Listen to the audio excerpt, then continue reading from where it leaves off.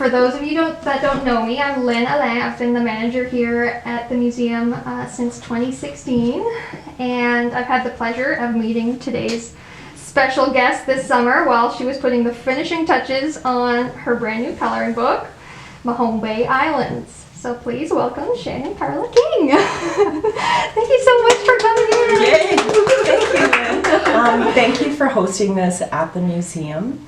I do realize that it's not a traditional book talk, and I'm really honored to be here because the museum's goal is to preserve the history of Mahone Bay, and I think the process and the intention of the book really aligns with that, and I'm hoping that people will get excited about it. Yes, I remember when you came in this summer and you were kind of looking for information on the islands, and we had such a good chat, and I just knew, I was like, when it comes out, get in touch with me and we'll do something. So I'm glad you could make it. Do you want to start by telling us a little bit about yourself, who you are, what you do? Yes, so my name is Shannon King, and I'm a professional artist who has been painting and selling art basically since I was about 13. And I recently opened a boutique art gallery, which is fancy for really, really small, in Indian Point here in the summer, and I'm going to focus on painting the Mahone Bay Islands. Wow, I love that. I know I've had some comments about your cover already and how beautiful that is, so I can only imagine that's like, is that the first one you've done?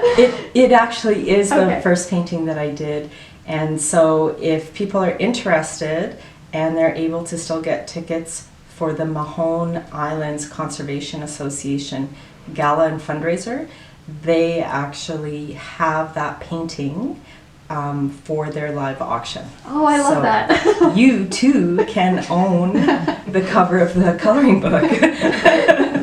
That's amazing. So can you talk a little bit about the moment you had the first spark of the idea to do this coloring book? Yes, sparks are funny things.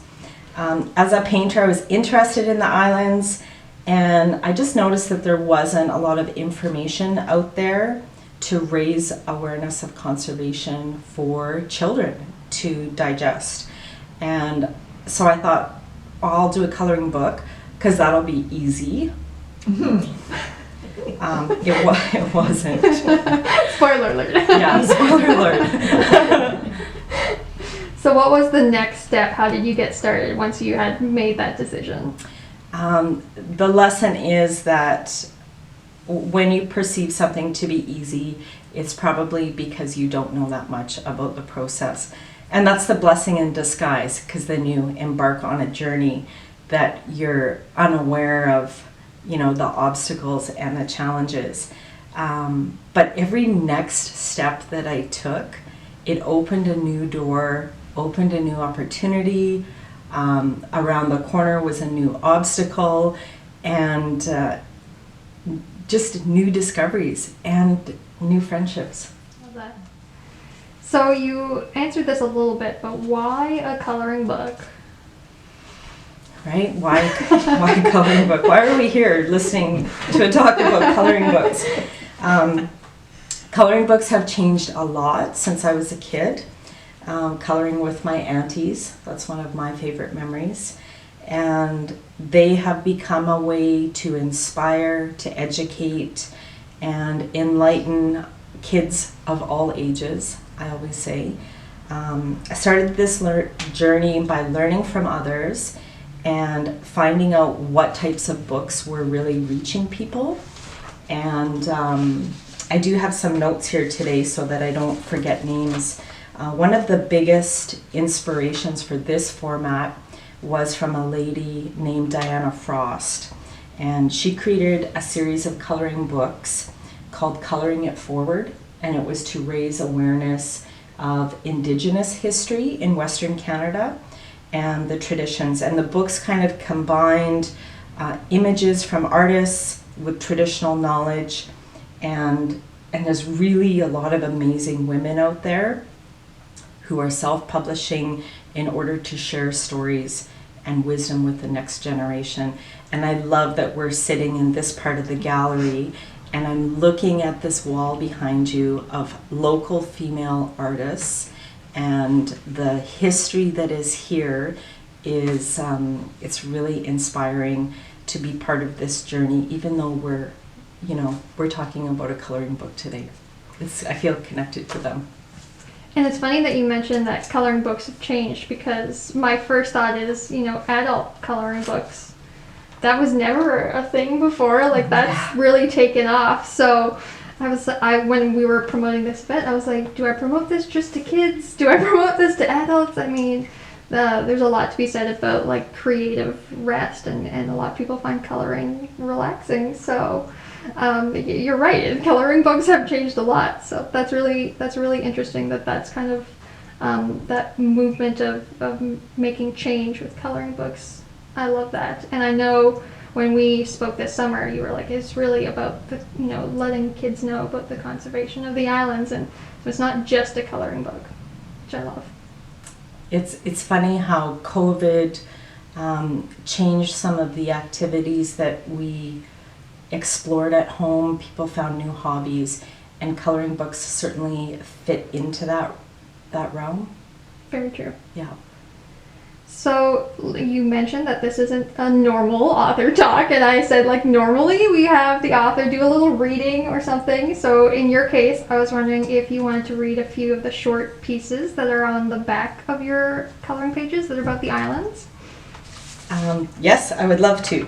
So it's important to note, though, that the first draft of this book did not have little stories on the back.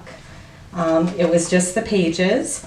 And as I was sharing the stories, Lynn, when we were in the museum, Lynn highlighted that there would be a great value in providing the context, because I started sharing some of the stories with you. And you said, wow, people would really be interested in that. So it is because of our conversation and your input that I went back to the drawing board, and it was kind of a okay, and the desire to be accurate about it as well. So thank you so much for your contribution to this book by bringing that in. You're so welcome. I was going to say I apologize for the last minute stress of an idea. Don't.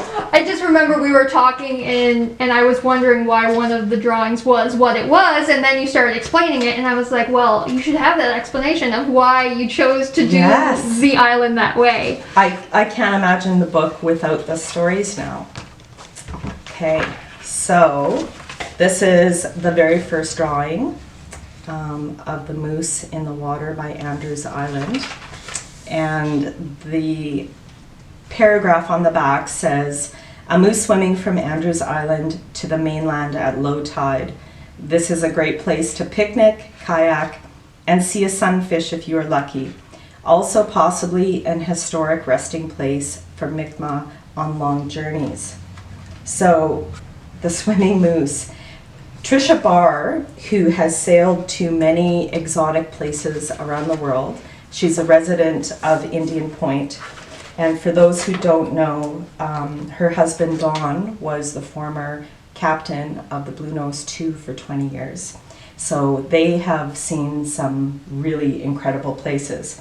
She shared the story of the moose, and she said that when they saw it, and it was quite some time ago, when they saw it, it was almost like the moose waited till low tide before making the journey, the big swim, back to the mainland. And she reminisced about the incredible beauty of the things that she has seen all around the world. And she kept coming back to Mahone Bay. And she said it is the most beautiful place that she's ever been. And if you can imagine the places that her and Dawn have seen. The story touched me, and it reminded me that beauty is more about the weather. It's more about having a sunny day every single morning when you wake up. It's really the experiences that a person has with a single location that makes that connection. And it's really amazing. The sunfish story that was spotted, I didn't try to put that in the water also, was spotted by Krista Longard, and she's one of the directors of MICA, the Mahone Island Conservation Association. And her eyes got all sparkly when she was telling the story, because it's those surprises as an adult, when we're still surprised by things and we see something unexpected. How do you capture that? I'm sure someone could write a book of all these unique experiences, and I'm hoping that someone thinks about it. Like the things that these islands have seen, the people and the activities is really amazing. I'll do one more page on page 39. So this is a very special drawing in the book. This is actually stewarded by Ducks Unlimited. It's one of 2 pictures in the book that is not an island at all. So I'm still breaking the rules. It's a personal favorite. It's one of the places that I walk to almost every day when I'm out here. And I have on occasion had to scooch a little turtle across the road as they're making their journey back to the ocean across the road. And I call it the Monet Marsh. A friend recently traveled to France, and she said that she had gone to the area where Monet painted to try to connect this back to historic arts. And she said it was so crowded, it felt like the area had just kind of lost its magic. This drawing was done by Alan Syliboy, and I feel like he captured the magic and the mystery of the marsh in this drawing, and it's from his book called Mi'kmaq Animals, and I just feel really fortunate that he agreed to do a guest drawing for the coloring book. It's I'm hoping that by having this image in here, it was important for me to bring in traditional Mi'kmaq art and remind people to be curious about the people who lived here, and that if people don't know, Mahone Bay Museum, I'm so impressed with your display, has so much information that you have collected and worked collaboratively with people in the area to be able to have a display in the front when people come in, including the online resources. So I really encourage people to check that out. The back of it just says, "Watch for painted turtles by the Oakland Sweet Marsh where they navigate the road to lay eggs." And of course, a huge thank you to Alan Syliboy for this illustration from his book. I do really love that one, and what a great idea to just bring in other artists as well as a guest on one of the coloring book pages. You mentioned that's page 39. How many pages are there? That seems like a lot. There are about 30 drawings in the book, Okay. and there's also information pages in the book, because I'm fussy about literature. And I won't buy a book without a table of contents. There is a table of contents in the front that helps you navigate. If you have a favorite island, there is a page that has information on the illustrators, myself and Alan. And there's also a page in the front that talks about kind of the reason behind the book, which was to raise awareness on conservation. So there's information in there on the Mahone Islands Conservation Association, the Nature Conservancy of Canada, and of course the Mahone Bay Museum. Yes, thank you for that. So there are a lot of islands in Mahone Bay, but you chose specific ones. Do you want to talk a little bit about that? I did. I learned this year that there are over 300 islands, and I couldn't believe how many there are. Of course, there's people out there naming little lumps and rocks sticking out, and Mother Nature does her job over the year as well with erosion and water levels, and so things are always in flux. I don't know if that's a summer job for people to go and recount the islands. This book only highlights 22 of the islands because it's focused on the specific properties that are brought into public ownership over the past 20 years. And that's with the support of the Mahone Islands Conservation Association. Most people know it as MICA, the Nature Conservancy of Canada, NCC, Province of Nova Scotia, Municipality of the District of Chester, and the Municipality of the District of Lunenburg. This book, as I mentioned before, it's got links to the two conservation sites and to the museum that people can easily, you know, if you're in the car and you've got kids coloring, I don't know if they still do that, you can use your phone and very easily access those sites and read more about the islands. I want them to read more about the stories behind the illustrations as well. So you said it focuses on 22 islands. Which island was the hardest to research and create a drawing for? I'm going to pivot on that. It wasn't actually one of the drawings. It was about finding a map for the last page. So as someone who took cartography in university, when we still used pens and stencils, it was important to me to have a map in the book. And because there are so many islands, it was a challenge to make something big enough for eyes of all ages and small enough to fit on the page. And I'm extremely grateful to Keenan Sutherland for his creativity and his incredible support to create the map, and for your quick thinking to connect me to him. And that was at the 11th hour, and we were going back and forth and making changes, and he had suggestions, and I'm just so grateful to have that addition into the book. Another last minute addition. I apologize. I'm glad you came in when you did though, so that it worked out before you got it published and everything. Okay, so that's interesting because that's not one of the drawings. So yes, but of all the drawings, I think there was one that you went back and forth on a couple times. Does that ring a bell? There is. So one of the drawings that I had to rework a couple times, the tough picture, was the kayaks.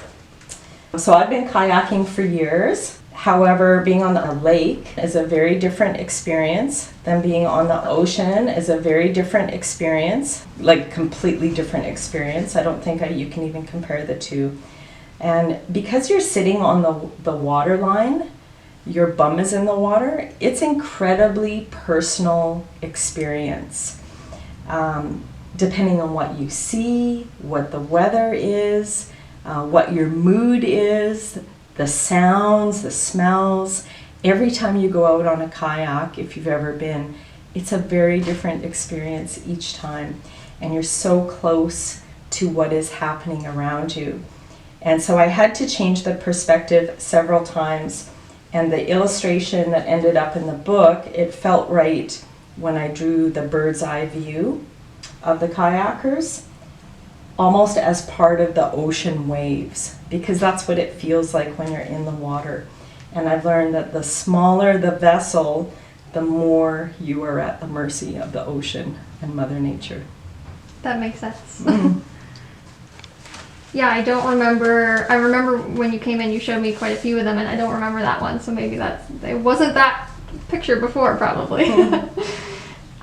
Which drawing is your favorite? And I'm sure that's hard to choose. That was hard to choose because it kept changing every time that I talked to someone new. And my favorite is on page 35. This is maybe the surprise of the book. The cow in the dory. This story as told by Dave and June Zwicker, and they live in the area very close to me. This is a glimpse into the past on how they transported cattle to graze on the islands sometimes. I don't know the exact details of when they made those decisions. I'm sure it wasn't during inclement weather.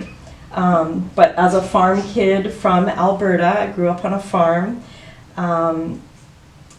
I never imagined I'd have the opportunity to draw cows in a book about Mahone Bay Islands. So that was the nice surprise. And I have to say the community opened up a whole new world for me. They are ambassadors, regardless of how long they've been here. If they've lived here full time for a year, if they've lived here their whole entire lives. And they're so generous with their time, with their stories, sharing what they've learned about the community, if it's a piece of history, if it's information on a new establishment or a new store. It's they're really keeping the spirit of Mahone Bay alive. And this kind of signifies, you know, that sharing of information. It's really lovely. So it was the Zwickers that told you about the cattle moving. Yes. by Dory? I don't know that it's exactly accurate. I know there was some oars that were strategically roped in there so that the cows didn't move around. The story, I won't reveal too much about the cows because I think that there's more information that people could find through the museum. Everything from them eating jellyfish by accident to jumping in and out of the boat. It's something that I want people to be curious about and go to the museum to ask more questions. I love that.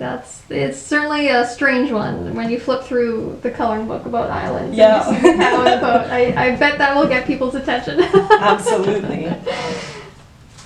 Which island did you find the most interesting during your research, and is that the same one? You would think that it is. Each island had a unique set of details when I started asking people questions, and it was interesting to learn about the origin of the names. Some of them didn't match up. You know, there was snakes found on one island, but it wasn't the island that was called Snake Island. So I'm wondering, there's still stories to tell there, and I'm hoping that that's not my journey, but I'm hoping that somebody chooses to possibly explore that a little bit more. And Micah has excellent information on their website, but I think that there's some books that are waiting to be written about the stories on the islands. I do have to thank some people, specifically Andrew Hergers and Doug Van Hevison from the Nature Conservancy of Canada. They were very helpful in getting detailed information for me. There's not large stories on the back of each page, but it was about being accurate about what people would see there. From Micah, Krista Longard, Michael Ernst, who's a former director living in British Columbia now, and John Meisner, who reviewed the content and ensured that the information was accurate. The non-fantasy images anyway. I didn't ask them about the giant squid. That I tried to put some fun stuff in there for the kids as well. Yeah, you mentioned that I guess you're hoping that the coloring book will be a bit of inspiration and a spark for other people to create more things. And I like to think of that ripple effect of what this could kind of, in the end, create, especially if it's youth that, you know, get more interested in conservation and history because of the coloring book. That's the dream. We talked earlier about the increase in interest in filmmaking and Stray Dog Studios just down the street in Mahone Bay, and I'm hoping that people think about, how, I could possibly tell stories about the history of Mahone Bay in a different way using film. So yeah, we'll see what comes of it. Exciting. Did you get a chance to visit any of the islands while you were researching the coloring book? That's a great question. The weather this year was spicy, and though I have been able to get close to Andrews Island, goat, sheep for an outdoor concert this year, Covey and Bella, this is because Andrew Smith, Shireen De Beers, Kevin and Robin Lindsay have been incredibly kind to get me out on the water. And as a bonus, Whiskey Jack Gallery has actually a stunning view of Ernst and Zwicker, and I would say it just changes every single night when that's the sunset and the skies go purple and pink. And that's my working studio view. It's always a challenge to do the business, to do the research necessary, plan the painting, paint, and be out in nature where you are getting those reference photos. A lot of people have asked me if I do plein air, and I said being on a boat and painting, you know, if you're on the island itself, you're not painting the island, you're painting the view from the island. So it can be confusing. I haven't tried painting on a boat. I don't know if that's in my future. But certainly I'm very grateful for the generosity of people who've been able to get me out there. Thank you. I can't even look at a boat without feeling sick, so I can't imagine trying to paint on a boat. That sounds like an experience. I'm really looking forward to seeing your paintings of the islands. I think that's great that you're able to get out there and at least see them in person and hopefully take some pictures so that you can use that as reference. Just to wrap up, when did you realize this was actually going to happen? When did it go from being an idea you were working on to being reality? It's going to seem really mundane, but the reality set in when I was able to get this Canadian Library ISBN number on the back. So exciting. Right, it seems so tiny.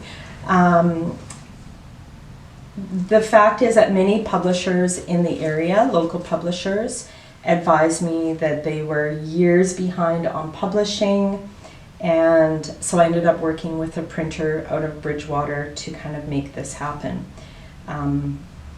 Even with some delays, I wanted to have it available for Christmas and for the Mica auction this year to build awareness. And you know, we talked about the painting on the front.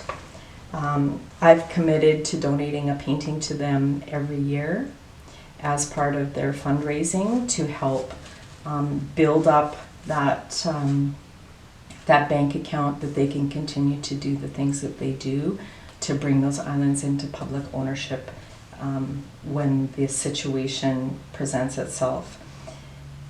It's probably the most surprising part about completing the coloring book is that when you're doing something that you dream of doing, it's not one big thing. You don't go out and do a really big thing. It's actually broken down into 1,000 little things. And each one of those little things is completely achievable. So when you're talking about when is it a reality, you don't notice, and I don't know that this is even really set in because I'm here in this lovely environment with people who are close to me, and you know, we're just having a conversation. And so the idea that this could possibly change one person's mind about conservation, that might happen, the reality of the purpose of this, that might happen 1 month from now, 10 years from now, when I find out somebody went into a career of conservation and preservation and they say, oh yeah, I remember this coloring book. And I didn't know that that activity was happening on the islands and people were working really hard to protect them. So I think it's a stage of events. And I kind of led into the last question that we talked about discussing. And I just want to remind people that when you embark on a journey to write a book, that it's completely achievable, and just keep moving forward and asking questions and asking for support, because you're always going to come up against obstacles. And if you remind people what you're doing, the collaboration of this community to support creative people is truly amazing. I'm so grateful. That was wonderful. I knew we were gonna just chat because of our meeting this summer, so I was like, it's gonna be very informal, but I knew it was gonna be a great conversation, and it was. I don't know if anyone has any questions for Shannon, or if there was anything that we didn't touch on that you wanted to talk about. I will let people know that the books will be available at the museum. And I did set aside 10 packs of pencil crayons. So the first 10 books sold from the museum will come with pencil crayons. And that's a great idea. yeah, let's get people to come in. And I understand that you book appointments through the winter months. Yes, it will be something that I'm sure we'll have on our shelves even next season. So as long as you still have books available. And you only recently got your hands on them, right? I just picked them up this week. Oh my god. Yes. So these are hot off the press. And I encourage people to, if you've got family visiting and you're wondering what to do, to call the museum or send an email and make sure that you come in. It's right in downtown, and so many of us have walked by it so many times, and there's so many hidden treasures in here. If you have an aspiring artist in the family, come in and check out this wall of the historic female artists in the community. There's some interesting stories here. Thank you so much. Yay, thank you, Lynn. I really appreciate it. Oh my goodness. Thank you.